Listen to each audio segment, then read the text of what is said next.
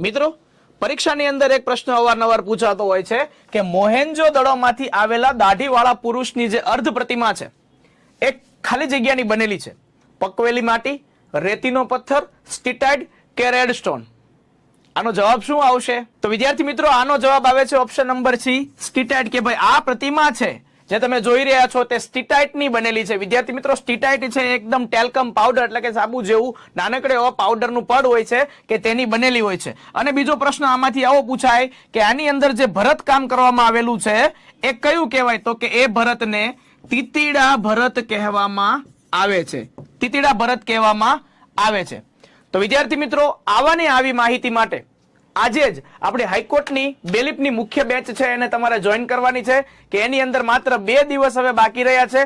તો અત્યારે જ આઈસ ઓનલાઈન એપ્લિકેશન ડાઉનલોડ કરો અને હાઈકોર્ટ બેલીફની મુખ્ય પરીક્ષાની બેચ છે એને જોઈન કરો અને આપનું